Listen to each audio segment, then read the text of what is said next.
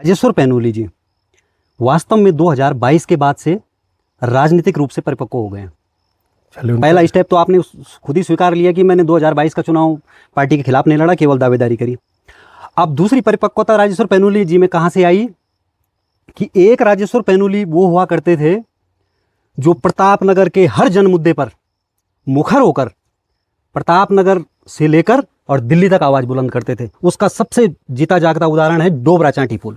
उस डोबरा चांटी पुल के लिए राजेश्वर पैनोली जी ने एक संघर्ष समिति बनाई और पंचायतें दिल्ली तक होती थी, ऋषिकेश, देहरादून, जहाँ पर प्रतापनगर के लोग हैं वहाँ पर सरकारें किसी की भी रही हो, राजेश्वर पैनोली जी मुखर होकर आवाज़ उठाते थे।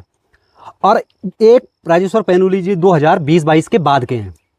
अब राजेश्वर पैनोली जी ने देख लिया है कि जन मुद्दों के साथ साथ पार्टी के मुद्दों पर भी टिका रहना बहुत ज़रूरी है, इसलिए पार्टी के खिलाफ ज़्यादा मत बोलो, पार्टी लाइन पर चलो, तभी जो है राजनीतिक रूप से हमें जो है इसका फायदा हो सकता है। इसलिए राजेश्वर पैनोली ने जन मुद्दों पर अब ज़्यादा बोलना छोड़ दिया, पार्टी की लाइन लेकर राजेश्वर पैनोली जी बोलते हैं। इस पर आपका क्या टेक है सर? देखिए, पार्टी की लाइन और जन मुद्दों की बात है। जहाँ तक जन मुद्दों की बात, जो एक्चुअल जन मुद्दे हैं, मैं आज भी मुखरता से उठाता हूँ, पार्टी लाइन के अंदर उठाता हूँ।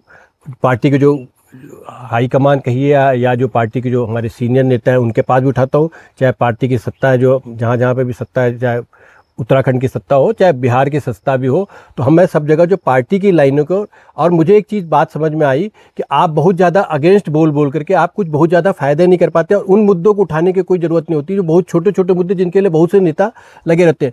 आपका एक लेवल बन गया है, आपको एक समझ आती है, तो आप उन मुद्दों को उठाइए जिन मुद्दों से वास्तव में पूरे क्षेत्र का कोई भला हो सके, कोई ऐसा हो सके, कोई विकास की चीज़ आ सके। जैसे अगर आप अभी की बात करें तो अभी मैं कोशिश कर रहा हूँ कि खेत पर्वत के नाम से जो हम अभी जहाँ उसका जिक्र करूंगा सर मैं आगे। हाँ, उसके नाम से भी मैंने कोशिश कर रहा हूँ कि एक चीज़ ऐसी कर दो जिसके कारण से कि सबके सब चीज़ें अपने आप ही सेटल डाउन हो जाए, आप लगातार कन्फ्रंटेशन में न रहो। और ये मैं अपने सीनियर नेताओं से, सीनियर जो अभिभावक कहिए या हमारे पार्टी के राजनीतिक लोग जो सीनियर हैं, जो मैच्योर लोग हैं, उनकी लगातार उन्होंने बोला कि आप हर मुद्दे पर अगर लड़ने लग जाओगे तो फिर आप उसी टाइप के नेता हो जाओगे जो आप वो है। आपका एक अपना अलग स्तर है, तो आप उस ढंग से सोचना शुरू करो, उस ढंग से करो जिससे कि वास्तव में क्षेत्र का भला हो और क्षेत्र का विकास हो।